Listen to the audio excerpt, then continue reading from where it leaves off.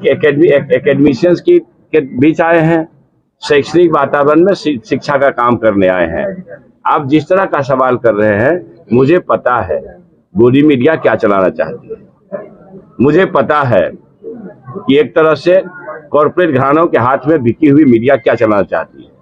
इसलिए आपके पास कुछ बोलने से रहा। मैं कब भगवान का खिलाफ हो गया? मैं कब ईश्वर का खिलाफ हो गया? बिहार के शिक्षा मंत्री कहते हैं कि अब ये कौन अफवाह फैला रहा है कि मैं भगवान के खिलाफ हूं। मैं हमेशा ईश्वर और भगवान के बारे में बुरा भला कहता हूं।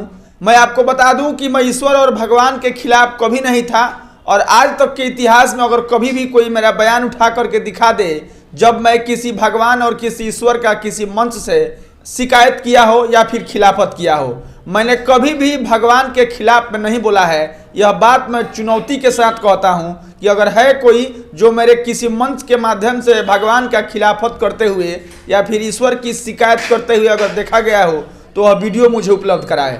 मैं कभी भी भगवान का खिलाफत नहीं किया हूं। मैं रामायण पर एक दो टिप्पणियां किया हूं जो सही भी है, और आपको बता दूं कि मोहन भागवत जैसे लोग भी मेरे बयानों का 1 से 2 बार समर्थन कर दिए हैं। और अगर मैं इस तरह का बयान रामचरितमानस पे देता हूं, लोग मुझसे नाराज हो जाते हैं, मेरी जीभ काटने तक की बात कह देते हैं। मोहन भागवत तो ऐसे हमेशा बयान देते रहते हैं। मेरे इस तरह से बयान देने पर जीभ काटने के लिए 10 करोड़ और मोहन भागवत के बयान देने पर 10 रुपये का भी पुरस्कार नहीं। आपको बता दें कि सीतामढ़ी के राधे कृष्ण गोयनका कॉलेज में एक कार्यक्रम के दौरान ये तमाम बातें बिहार के शिक्षा मंत्री प्रोफेसर चंद्रशेखर कह रहे थे।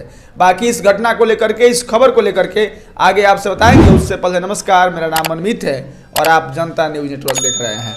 आपको बताते चलें कि बिहार के शिक्षा मंत्री प्रोफेसर चंद्रशेखर अपनी बयानों को लेकर के हमेशा से सुर्खियों में बने रहते हैं। आपको यह भी बताते चले कि रामचरितमानस को लेकर के कई बार विवादित टिप्पणियां देते रहते हैं, जिस पर विपक्षी दलों के नेता हमेशा हमलावर रहते हैं। बावजूद इसके प्रोफेसर चंद्रशेखर हमेशा रामायण पर टिप्पणी करते रहते हैं।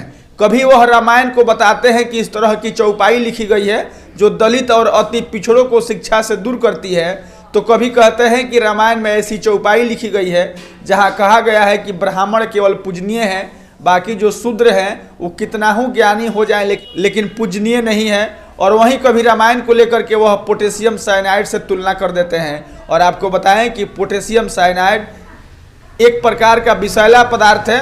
केमिस्ट्री के लोग जो पढ़े होंगे, केमिस्ट्री के लोग बताते हैं कि जब हाइड्रोजन ऑक्साइड और पोटेशियम हाइड्रोक्साइड के जलीय घोल में मिलाया जाता है तब वाष्पीकरण के सहारे पोटेशियम साइनाइड प्राप्त होता है। और पोटेशियम साइनाइड एक प्रकार का विषैला पदार्थ है। और इस विषैले पदार्थ से रामचरितमानस का तुलना पिछले दिनों बिहार सरकार के शिक्षा मंत्री ने किया था। वहीं आपको बताएं कि बुधवार के दिन सीतामढ़ी के राधे कृष्ण गोयनका कॉलेज के एक कार्यक्रम में शिक्षा मंत्री पहुंचे थे और वहीं पर ये तमाम बातें कह रहे थे कि मैं ईश्वर और भगवान के खिलाफ में कभी नहीं था और ना ही कभी मैंने ईश्वर और भगवान के खिलाफ में कुछ बोला है। और अगर मैंने ऐसा कभी कुछ बोला है तो मैं चुनौती के साथ कह रहा हूं कि मेरा वह वीडियो क्लिप निकाल करके मुझे दिखाया जाए, मैं तुरंत से माफ़ी मांग लूँगा।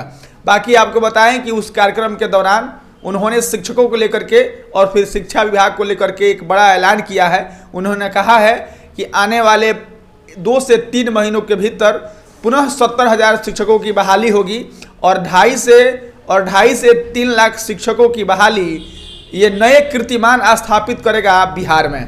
वहीं वह बड़े ऐलान के तौर पे बताते हैं 90 के दशक के तहत व्याख्याताओं के बहाली के लिए हम बेट का एग्जाम शुरू करेंगे और शोधकर्ताओं के आर्थिक स्थिति को सुधारने के लिए मुख्यमंत्री फेलोशिप योजना भी लागू करने जा रहे हैं। इन दोनों चीज़ों को लेकर के उच्च शिक्षा परिषद से स्वीकृति मिल गई है और जल्द ही इन चीज़ों पर और इन दोनों कामों पर हम लोग लग जाएंगे और यह चीज़ आपको धरातल पर देखने को मिलेगी। बाकी शिक्षकों को लेकर के शिक्षा मंत्री कहते हैं कि बिना किसी शिकायत के शिक्षकों की बहाली बीपीएससी के माध्यम से कराई जा रही है और इसको लेकर के आगे वह कहते हैं बीपीएससी से शिक्षक बहाली कराए जाने पर वह बिहार के मुख्यमंत्री और उप मुख्यमंत्री की प्रशंसा भी करते हैं। बाकी शिक्षा विभाग को लेकर के शिक्षा मंत्री को यह पहली बार आप बोलते सुने होंगे। बड़ा ऐलान किए हैं कि मुख्यमंत्री शिक्षा कि मुख्यमंत्री फेलोशिप योजना लागू होगा, जिससे शोधकर्ताओं को आर्थिक मदद मिलेगी और फिर व्याख्याताओं की बहाली के लिए 90 के दशक पर बेट का एग्जाम शुरू होगा। और यह दोनों अपडेट बाकी शिक्षा विभाग को लेकर के, प्रोफेसर चंद्रशेखर को लेकर के और हमेशा से रामचरितमानस पर बयान देने वाले बिहार के शिक्षा मंत्री के बारे में आपकी क्या राय है? आप अपनी प्रतिक्रिया जरूर दीजिएगा। मिलेंगे हम फिर किसी नए वीडियो में, तब तक के लिए धन्यवाद।